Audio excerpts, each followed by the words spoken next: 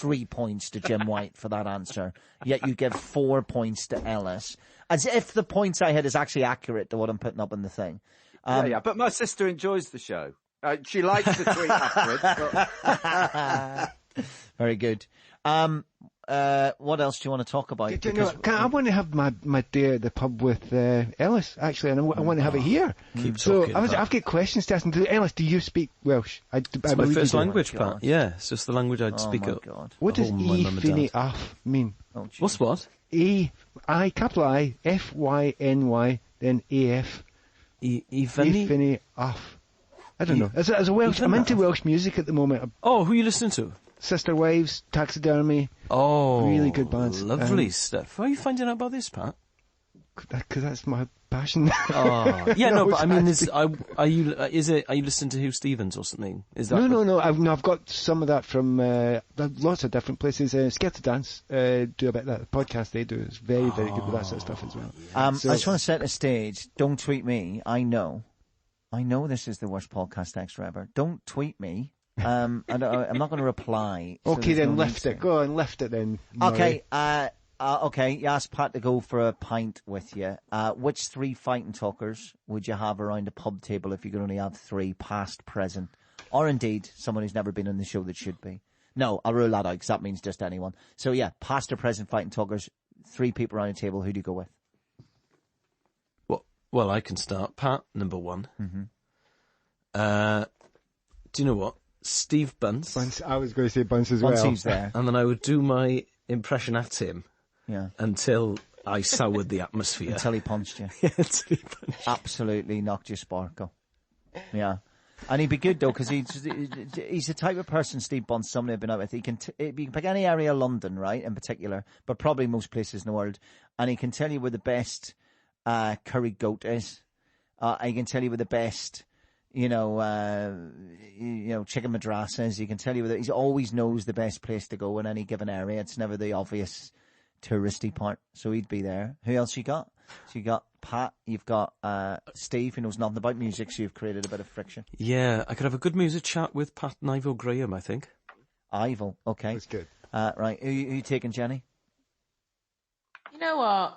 I like this lineup. I think I wish we were actually all in studio now. Yeah, that'd be good, like, wouldn't it? let's go and find a beer garden. I would not go drinking with this current lineup. Pat? No, you're not invited though, Carl. I know, I haven't been picked. Do you know the odd one, Colin? I'm quite interested, because you've been doing this for over a year now, right? Yeah. And not meeting everybody. And that was one of the joys you used to get. You used to get to meet everybody. Yeah. Has there anyone been on this year that you're thinking, oh, damn, I never got to meet he or she? Because that's because you get spoiled rotten. You get to meet a lot of interesting people, and us. There's absolutely loads that we haven't went for drinks with. So my 3 would be 3 people that I haven't went for drinks with yet. So I would go with Charlie Webster. I would go with Natalie Pike and Noreen Khan. That would be the 3 people I would go out for drinks with on the Fight and Talk team. So Ellis, enjoy your time with Ivo Graham, Pat Nevin and Steve Bunce. Oh, yeah. Because I'm going for a night out in the town with Natalie Pike, with Charlie Webster and with Noreen Khan. I'll be thinking about you. I'll be thinking about you. We'll be having a really good chat.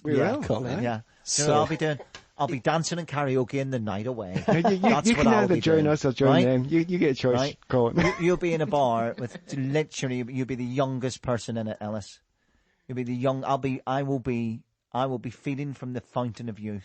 That's what I'll be doing, right? I'll be drinking from the fountain of youth. I will be in some club where I'll be the oldest person in there, dancing away all night. Oh, that's the worst feeling, though. Being the oldest person going anywhere. to a nightclub when you're over the age of 35 is the worst experience you could possibly have. Yeah. I can beat that. I DJ. That's one of the worst. You're twice as old as everybody else in the club. At least you're getting paid to be there, though. Yeah. Ooh, paying to get into a nightclub. Oh. Thanks, you made me feel great about my night out now. Thank you. Do you know what I think your night out sounds, Colin? I think it sounds sad. I think it sounds pathetic, actually. What about you, Jim? What's your night out to finish? Well, obviously, Jenny Ryan, because she picked me, and the other two, I don't think they've even got me on their screen, actually. So, basically just, Jenny. And you, Cole. Yeah. What about, right? If it was a ruse, Jim, and you and I said, we were just doing our favourite fighting talkers, and we get Jenny, Paul Sinner, and who would be the third one for a pub quiz? Oh. Who would be the third best pub quizzer? Brilliant. And then we can get. And then we just make it a pub quiz, and we go, look, who would have thought there's a pub quiz on here tonight? There's £1,000 for the main prize. No, Colin, that's a chance that you and I share. Osman. Exactly. Richard Osman. Osman's a quizzer. Oh, yes.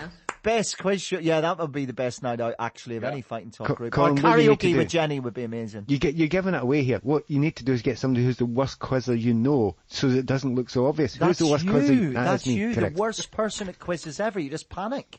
You just panic. I'm not very interested. Any question, he just panics. It's craziness. Have we been for a drink, Jenny? I'm assuming we have, because you're a pre-COVID F-tier. No. No, you've always had to rush off somewhere to some glamorous fixture. Do you know what it is? You are post me doing the EFL highlights, which always is me getting off, and that's where the drinks stopped. But once that contract's over, I'll be back to being a Saturday afternoon alcoholic. So we can enjoy that together. Well, listen, it is through no sadness whatsoever. I have to bring this Fight and Talk podcast extra to an end. 15 minutes of your life you won't get back, people. Thank you very much to Jenny, to Jim, to Pat, to Ellis, today's winner, and last pulling the win out of the bag as a champion of champions, and therefore that awful record that was hanging over your head, that was the last chance saloon, Ellis, is no longer there. Well, I've got the eye of the tiger, Colin. You've always said that about me. I have. That's what I tell everybody. It's only getting worse, isn't it? Bye. This is Nas. I'm here to tell you about a new podcast about the greatest there ever was. Muhammad Ali versus Joe Frazier was more than a prize fight. A fight that stopped the world in its tracks. It's an onslaught now, and he's down. A fight that changed the world forever. 15 hours ago, I left the ringside of Madison Square Garden, New York, carrying with me the videotape recording of one of the most extraordinary fights of all time. A boxing match that transcended the sport. Muhammad Ali became a martyr in many ways. He forsaked everything to refuse to go and fight. The fight of the century. Ali versus Frazier. Listen on the BBC Sounds app.